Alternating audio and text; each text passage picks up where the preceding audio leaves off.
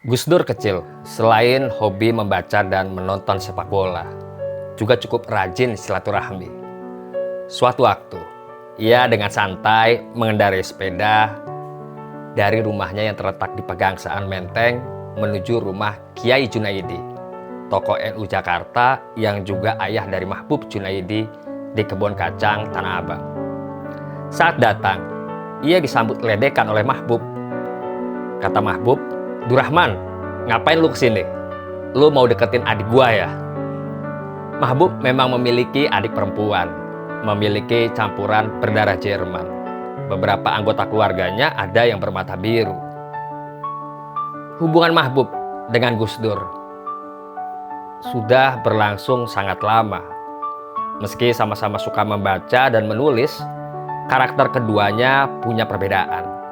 Mahbub dibentuk dalam dunia aktivis mahasiswa dan politik, sementara Gus Dur tumbuh dengan pergulatan dunia intelektual Islam. Inilah yang membuat keduanya kadang bertentangan dalam membaca realitas dan pandangan. Misalnya, hal ini pernah tergambar dalam perbedaan menyangkut tulisan keduanya di Kompas tahun 1983 ketika terjadi perubahan politik di Filipina. Namun, keduanya punya kemiripan, sama-sama tidak hobi mengejar jabatan.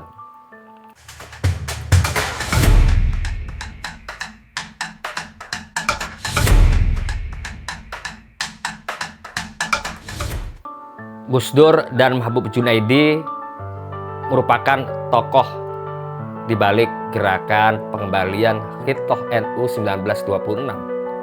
Keduanya bergabung di dalam Majelis 24 dan tim 7, di mana Gus Dur menjadi ketuanya, sedangkan Mahbub menjadi anggotanya.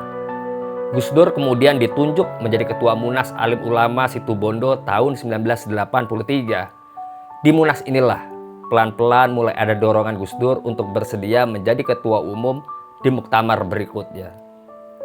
Gus Dur menolaknya dengan berkata, "Tidak, jangan meminta saya sebagai Ketua Umum." Kata dia, "Saya senang dengan hidup saya seperti ini." Di bulan-bulan berikutnya, banyak kiai mendesak Gus Dur agar bersedia merubah pendiriannya. Setahun kemudian, dalam muktamar NU yang diselenggarakan di lokasi yang sama, pemilihan Rois Am dan Ketua Umum dipilih oleh Halul Hali wal Aqdi atau Ahwa.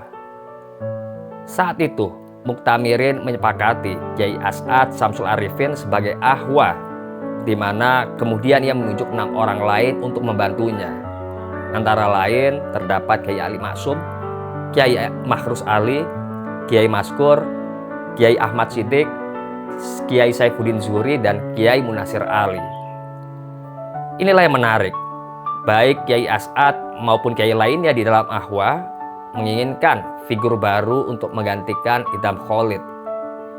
Gus Dur yang saat itu masih berusia 39 tahun didorong untuk bersedia menjadi Ketua Umum. Namun, hal ini masih terganjal sebab Gus Dur belum bersedia menjadi Ketua Umum. Di tayangan video sebelumnya yang berjudul Ketika Wahid Hasyim, Gus Dur dan Mahbub Junaidi melepaskan sentimen dan keturunan untuk menjadi NU, saya sudah menjelaskan bahwa Gus Dur telah menolak 2 kali permintaan dari Kiai Bisri Sansuri, Rois Am sekaligus kakeknya, untuk aktif di kepengurusan NU. Baru di permintaan ketiga itulah, atas saran dari ibunya, Gus Dur akhirnya bersedia masuk ke Dewan Syuriah PBNU tahun 1978. Kenapa Gus Dur menolak? Sebab ia mempunyai keinginan untuk terus menjadi cendekiawan publik dan tidak mau terikat pada struktur NU. Ia juga khawatir terjebak dalam permainan politik di dalam NU, serta harus memikul tanggung jawab organisasi. Kita kembali ke muktamar. Saat muktamar berlangsung, Mahbub yang sangat dekat dengan Kiai As'ad yang telah disepakati menjadi Ahwa melobi agar Gus Dur bersedia. Berkat lobi Mahbub lah akhirnya Gus Dur bersedia dengan menegaskan bahwa ia diberi kebebasan memilih kepengurusan. Sementara Ahwa cukup memilih Rois Am dan dirinya sebagai ketua umum. Ahwa pada akhirnya memilih Kiai Ahmad Siddiq sebagai Rois Am dan Gus Dur sebagai ketua umum. Gus Dur kemudian menuliskan sejumlah nama yang akan masuk dalam struktur PBNU di bawah kepemimpinannya. Ia juga mendatangi Idam Khalid untuk menuliskan usulannya sebagai bentuk kompromi politik dalam upaya meredakan ketegangan konflik. Ia kemudian menyerahkan daftar tersebut kepada Kiai As'ad. Setelah nama-nama pengurus baru PBNU dibacakan, Gus Dur kaget bukan kepalang. Hampir semua nama pendukung Idam dibersihkan dari daftar oleh Kiai As'ad. Ia pun melancarkan protes sambil berdiri. Mahbub saat itu mendekati dan berkata kepada Gus Dur, "Duduklah, terima sajalah. Kalau tidak, akan ada pertarungan sengit." Gus Dur kemudian merespon dengan mengatakan, "Baiklah, tapi sebaiknya Anda berbicara dengan Idam." Kemudian Mahbub menelpon Idam. Kata Idam, "Beritahu Abdurrahman agar jangan cemas. Kami tidak akan melakukan apapun untuk menentangnya secara terbuka dan tidak akan ada pertarungan." Dari hal yang sudah saya sampaikan, Mahbub memainkan peran menjadi jembatan komunikasi di antara Kiai As'ad, Gus Dur, dan Idham. Mahbub masuk menjadi ketua 1 kepengurusan PBNU di bawah Gus Dur untuk masa khidmah 1984 hingga 1989. Dalam perjalanannya, pelaksanaan Khitoh 1926 ini tidaklah mudah. Kedekatan antara Mahbub dan Gus Dur mulai memudar. Ada memang banyak faksi yang memiliki berbagai pandangan berbeda soal tafsir atas Khitoh. Mahbub punya pandangan soal Khitoh yang kemudian dikenal dengan nama Khitoh Plus. Ada juga pihak lain dari para politisi yang punya keinginan sama sekali berbeda. Mahbub sendiri bukanlah politisi murni, dalam arti selalu ingin bersedia atau ingin berada dalam track politik praktis. Ia menolak dicalonkan oleh Partai NU dalam pemilu 1971. Ia meledek dengan bersedia dicalonkan pada pemilu 1977 dari daerah pemilihan Timor Timur atau sekarang namanya Timor Leste, di mana P3 tidak akan mungkin dapat kursi.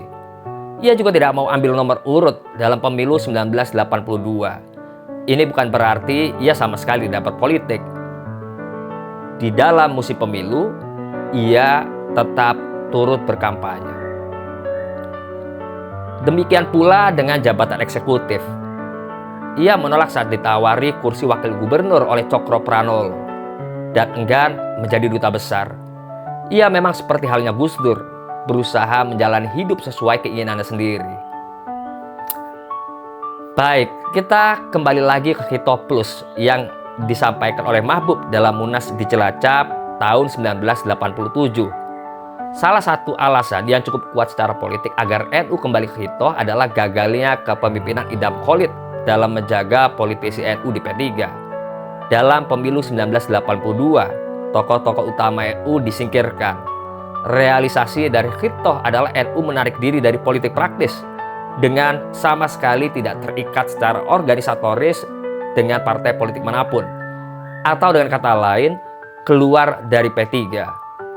Menegaskan dirinya sebagai Jam'iyah Diniyah Ijtimaiyah atau organisasi keagamaan dan kemasyarakatan atau sosial. Di pemilu 1987, banyak tokoh NU melakukan penggembosan P3, termasuk Mahbub Junaidi diantaranya. Belakangan, penggembosan ini malah menguntungkan Golkar. Di pemilu itu pula lah Ketua Umum Ansor Slamet Effendi Yusuf mencalonkan diri dari Golkar. Gus Dur bahkan bersedia menjadi anggota MPR dari Golkar karena menolak berarti dianggap melawan keinginan pemerintah. Ada juga yang masih rangkap jabatan di tingkat bawah sebagai pengurus NU dan P3. Ini menimbulkan kegamangan di kalangan warga NU. Oleh karena itulah, Mahbub menyarankan agar NU yang jumlah masanya besar, pada saat itu kurang lebih 20 juta, kembali jadi partai politik agar tidak ditarik ke sana-sini. Ia juga melihat bahwa Kito tak lebih dan tak kurang berangkat dari kekecewaan terhadap pimpinan NU periode sebelum Muktamar Situbondo yang dianggap mengabaikan urusan pendidikan dan sosial. Kemudian juga ditambah dengan rasa sakit hati terhadap perlakuan P3. Kemudian ia membandingkan dengan kondisi NU ketika menjadi partai politik tahun 1950-an dan 1960-an, bahwa urusan seperti pendidikan, sosial, dakwah, dan muamalah tetap mendapat perhatian yang besar kala itu. Oleh karena itulah, Kito 1926 di dalam kondisi objektif yang tepat diputuskan. Menurut Mahbub, belum tentu kondisi objektif itu selama-lamanya benar, karena bisa jadi mengalami perbedaan atau perubahan. Menurutnya perlu think and rating. Ide Mahbub ini sendiri mendapat sambutan para peserta Munas. Namun ide ini kandas di tangan Kiai Ahmad Siddiq dan Gus Dur yang kemudian kembali dipertegas dalam Muktamar tahun 1989 di Yogyakarta melalui pedoman hak-hak berpolitik warga NU. Menurut saya, selain penolakan yang bersifat idealis oleh Rois Am dan Ketua Umum, ide Mahbub ini terlalu revolusioner pada saat itu. Mengapa? Saat itu kontrol pemerintah sangat ketat melalui perampingan partai politik di mana hanya ada 2 partai dan 1 golongan yang boleh menjadi peserta pemilu. Mahbub pasti tahu ini. Dan menurut saya, ia punya karakter kuat untuk menginginkan NU menjadi oposisi terbuka kepada pemerintah. Di sisi lain, Gus Dur berusaha membangun hubungan baik dengan pemerintah agar program-program yang dirancangnya bisa berjalan dan tidak mendapatkan gangguan. Selain soal usulan Khitoh Plus, tarik-menarik antar faksi di PBNU sangat kuat yang menyebabkan kepengurusan tidak berjalan terlalu efektif.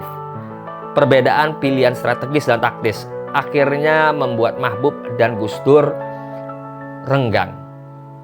Mahbub memang masih masuk ke pengurusan PBNU periode kedua Gus Dur tahun 1989 hingga 1994. Namun berada di posisi yang sama sekali tidak terlalu penting, yaitu sebagai anggota mustasyar. Ide Mahbub soal Khitoh Plus di kemudian hari direalisasikan oleh Gus Dur tahun 1998 dengan pendirian Partai Kebangkitan Bangsa atau PKB. Mungkin bisa disebut sebagai Khitoh Plus Plus karena NU tidak menjadi partai politik sebagaimana keinginan Mahbub, melainkan melahirkan partai politik baru dari rahimnya. Khitoh Plus Plus, bukan? Wallahu a'lam bishawab.